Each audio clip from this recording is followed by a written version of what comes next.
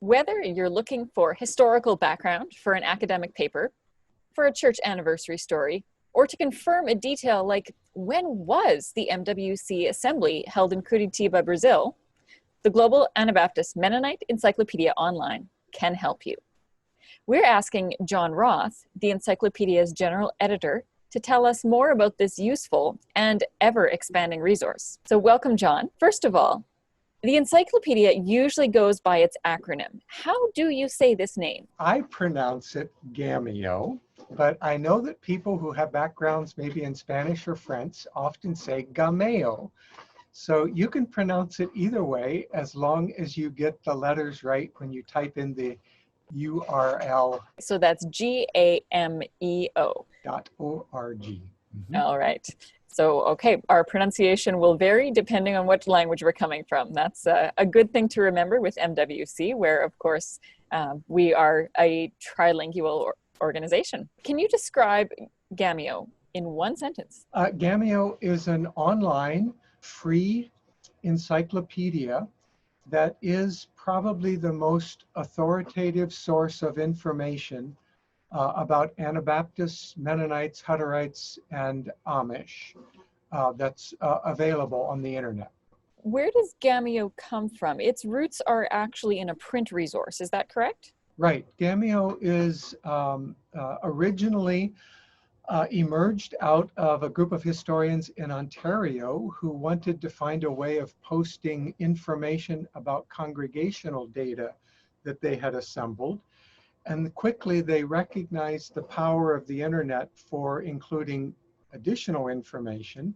And the big jump happened when the 5-volume Mennonite Encyclopedia was digitized, and those articles, I think maybe 13,000, 14,000 articles were then made available online as really the core of Gameo's first appearance on the internet. What is MWC's relationship with Gameo? For about 10 years now, Gameo has had an official relationship with Mennonite World Conference through the Faith and Life Commission. And that is an effort to broaden the scope of Gameo's articles to reflect the G in Gameo, which is, this is intended to be a global Mennonite, Anabaptist Mennonite Encyclopedia. And that is mostly aspirational. We have not yet achieved that. But we hope that with the strong connection with Mennonite World Conference, we will have more avenues for adding new articles that reflect the scope, the breadth of our global communion today. Mennonite World Conference also serves as the financial home for Gameo, and so contributions to Gameo are directed through Mennonite World Conference's accounting process. So who contributes the articles? Who are the authors of these articles that are posted on Gameo and the updates that happen? Theoretically, anyone can be an author for a Gameo article, but like most encyclopedias, we have a group of editors who are always looking for individuals who can write out of some authority, who can write with the confidence that the information that this person is gathering can be trusted. So articles often originate when editors request them from particular individuals who bring expertise to that subject. Circling back to what you said earlier, for me, if I'm looking for information in English about part of my family or my faith history, I have a Dutch-originated ancestors who moved to Canada from Ukraine, so I will find plenty of whatever I want to know. But if I'm looking for information about, for example, the Zimbabwean church planter, Sitsukufi Sibanda, who we do actually have an article about her on the MWC website, or if I want to read some history in Spanish, I probably won't find very much. So how is Gameo trying to increase the contributions in other languages and from other parts of the world? That is, I would say, our biggest challenge right now, and we are working at that in a number of ways. One approach is to draw on information that has already appeared in print form. I think, for example, of this recent history of the Kenyan Mennonite Church called Forward in Faith, which contains a great deal of interesting and important information, although that information is not framed as encyclopedia articles. And so we have asked the editor of this book, Francis Ojwang, to select congregations or church leaders from that history, and drawing on his expertise as editor in that volume, to reframe that information in the template that we use for either congregational profiles or church leader profiles. So that is one approach, that we are slowly drawing on existing print information. We have also recently been working with Rafael Zarecho, who is a teacher at IBA in Asunción, Paraguay, a Mennonite Brethren seminary. And Rafael and some colleagues recently pulled together a very large, exhaustive collection of short congregational histories of Spanish-speaking Mennonite Brethren churches in Paraguay. It's called Memoria Viva in Spanish. And so that's another source of information, not really framed as article form, but we have been drawing on that slowly. We're all volunteers. I wish we could work more quickly, but we're drawing on that and extracting then congregational profiles from that resource. We've also worked with international students at Anabaptiste Mennonite Biblical Seminary, trying to do workshops that would enable them to write similar biographies or profiles, drawing on their own experience. We had a conference of international historians and archivists last summer here at Goshen, about 30 people from 12 different countries, where we had workshops in which we tried to give some sort of basic instruction on how to write an article for Gameo. And so far that has moved slowly. It has been a big challenge to frame information in the kind of format that we're looking for an encyclopedia article. But I'm confident that the only way to do this going forward is just working article by article, individual by individual, country by country. And we see this on a long horizon, and trust that the information will slowly grow as more and more people become aware of Gameo and appreciate its value as a resource. So you mentioned a template that shapes the articles. Is this something that if someone were a local historian somewhere in as I mentioned, Zimbabwe or Indonesia, if they wanted to write a history of their own church congregation or of a local leader that they think is of value, could they access this template and then submit an article to you? And what would that process look like? If you go to the Gameo home site, you will see on the left margin a link to, right now it's in English, German, French, and Spanish.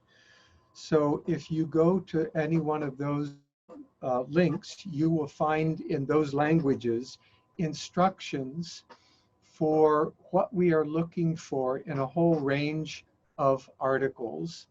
We think the easiest ones are the congregational profiles and the biographical profiles. Those are probably more accessible for the new writer.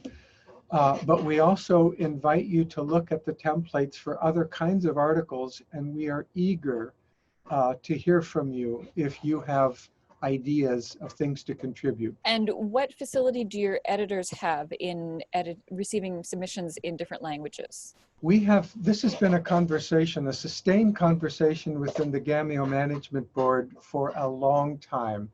Should Gameo try to replicate itself in other languages that appear sort of parallel to Gameo? Should we encourage the Francophone Anabaptist Mennonite community to create their own version of Gameo? We have not found a good solution to that. Currently, we have gone forward saying Gameo is primarily an English language encyclopedia with links to Google Translate. So we are trusting machine translation to serve the purpose right now for shifting Gameo into other languages. And that reflects mostly our limitations linguistically, financially, technologically. We wish we could be like Wikipedia, in which people are writing out of the language and worldviews of the language that they want to do research in. That would be ideal. Unfortunately, we're not there yet. Now, you mentioned Wikipedia, and I have found on the internet something called an Anabaptist Wiki. What do you know about that, or what relationship does that have with Gameo? Thank you. The Anabaptist Wiki is a creation of the Institute for the Study of Global Anabaptism, which is an organization housed here at Goshen College. And it's in close partnership with Gameo. You might know that the Encyclopedia is a kind of classic way of organizing knowledge that comes out of the Enlightenment, in which you have experts writing, one expert usually, writing an article that is then organized alphabetically, and you trust that expert to know what there is to know about that. The wiki operates by a different kind of information gathering process.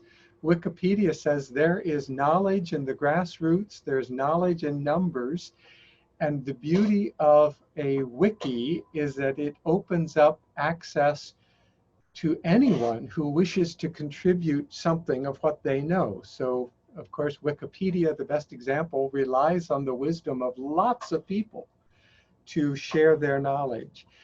And we think there should be room for both approaches. So the idea behind the wiki is that it is much more open source.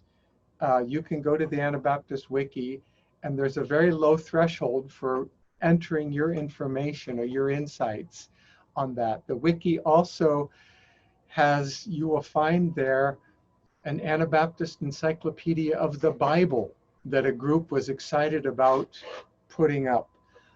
We have there the Biblioteca Digital Anabautista, which is a gathering of sources in Spanish that have served distance learning courses in Spanish. And there, people with the appropriate copyright permissions post entire books in a format that is easy to use, a format that reads like a book. And we also have worked it out so that the links are strong, that sometimes you post things on the internet and it's not there tomorrow. This biblical, or this Anabaptist library in Spanish is all stored at one site that is a secure site.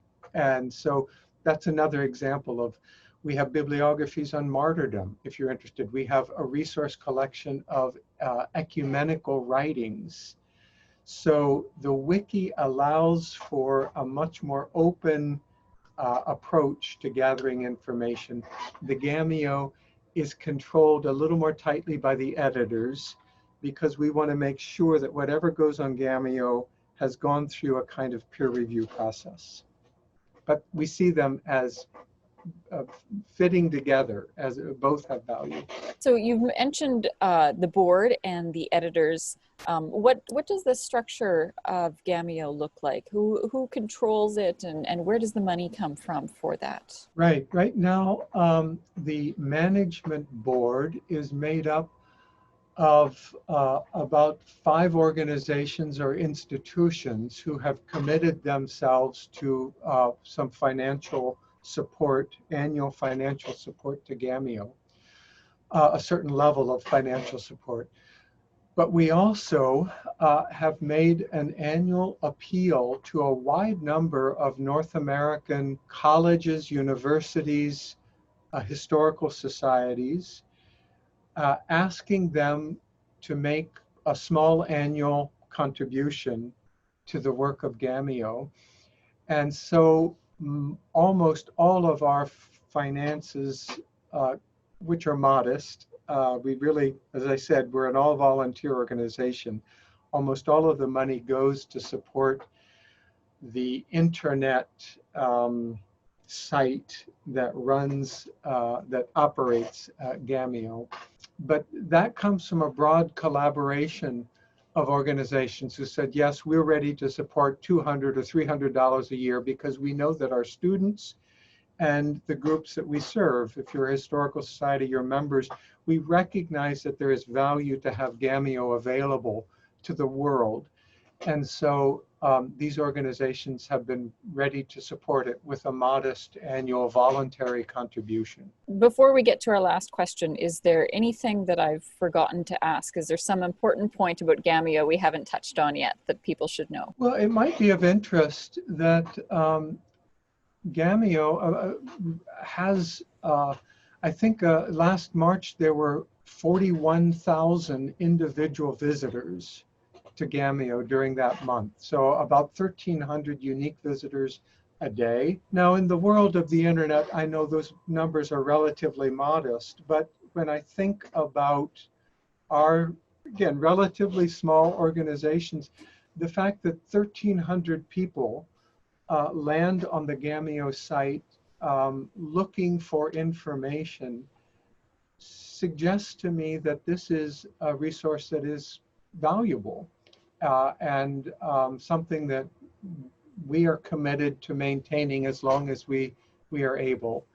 And we hope that as the number of articles increases, as our global reach increases, that the number of users from outside of North America will also increase. Whet our taste buds pique our curiosity. What would be your favorite article, or what would be an interesting article that you would like to point readers towards? You know, I would invite readers to go to the Gameo homepage, and in the upper left, you will see a link that says random page. I would encourage you to take 2 minutes and just do some surfing. Just keep clicking on that random page and see where it takes you in 2 minutes. And I think you will have a good flavor for the remarkable range and variety of kinds of information that you'll discover on this resource. So that would be my recommendation. That's a wonderful recommendation. I want to go there right now and test it out and see what obscure facts I can find out. Thank you so much, John, for sharing about this. Thank you, Carla.